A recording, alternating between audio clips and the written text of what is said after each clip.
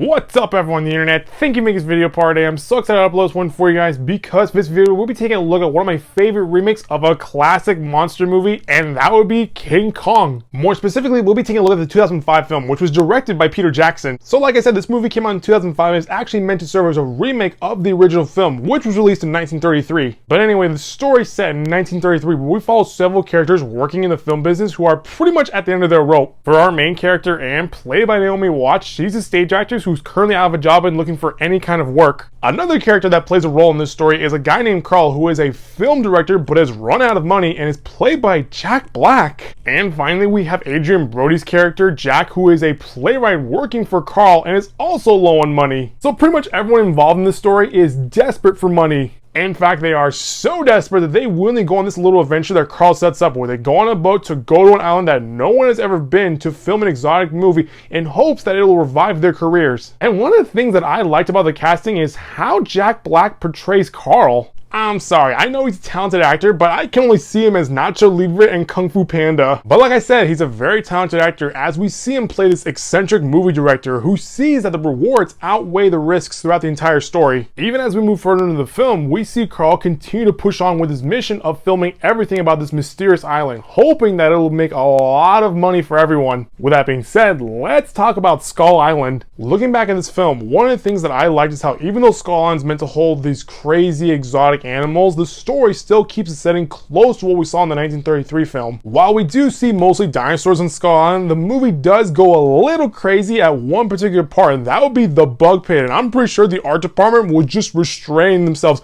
from designing these horrifying looking bugs that are pretty much the size of cars. Okay, with that out of the way, let's talk about the star of the movie, Andy Serkis. I'd be surprised if you knew who I was talking about, but long story short, he's the guy who did the motion capture and performance capture for King Kong. He also played Gollum in the Lord of the Rings and the Hobbit movies. Not only that, but he also played Caesar in the Planet of the Apes reboot trilogy and has been in other films like Star Wars The Last Jedi, Black Panther, and is even going to be in the new Batman movie. So you could say that I'm a big fan of his work. But anyway, going back to Kong, one of the things that separates this film from the ones that came before is that it not only used performance capture to provide some movement for this big ape, but it also used some performance capture to bring some emotion to this character. And I say character because when you watch the film, you see how Kong is more than just a monster. He's an intelligent ape who's capable of thought and emotion. One example in particular is where we see Anne entertain this large animal who acts like a little kid, where at first he's curious as to what is going on, but soon gets bored, but then gets very excited, and when the fun stops, he throws a tantrum. By allowing Kong to express several forms of emotion, you get an idea of what is going on in his head, making him more of a character rather than a monster. It's this sort of thing that makes the audience grow more attached to Kong, as opposed to the previous films where everyone just saw him as a giant monster, because those movies didn't have the right technology to bring more life into him. All this is meant to make it much more painful to watch when you see him get ripped away from his home and put on display for everyone's entertainment. But one thing that this film does better than the original is while Kong goes on a rampage throughout New York to search for Anne, she reveals herself to him and goes willingly with him before they run through the city in a very romantic way, as opposed to the original movie where he finds Anne in a hotel and abducts her against her will. By having Anne go with Kong willingly, you see that there's a connection between these two characters who both see the beauty in one another, and that bond is put to the ultimate test when Peter Jackson brings an iconic scene in film history to life where Kong tries to protect Anne from the airplanes. But even though he's fighting a losing battle, you can feel the drive in this character as he's willing to fight to the death for the woman he loves. What also brings more emotion into this scene is the music, because when you see Kong die and fall off the Empire State Building, you can hear the music give off a sense of pain and tragedy as you see these two characters painfully say goodbye to one another, as opposed to the original film where the music goes for a more grand epic score. Even the credits of this movie make you feel like you're at the Oscars when you see the style of font and background Peter Jackson used to close the film. So overall, I really love watching this version of King Kong as it brings more life into this character as opposed to the films that came before it. Don't get me wrong, I like the original movie and I cannot wait to talk about that in an upcoming video. Well, that's going to do it for this video, guys. That was my overall review for King Kong. If you like what you saw, click the subscribe button so you can get the latest updates from this channel. I'll see you next time with a brand new video.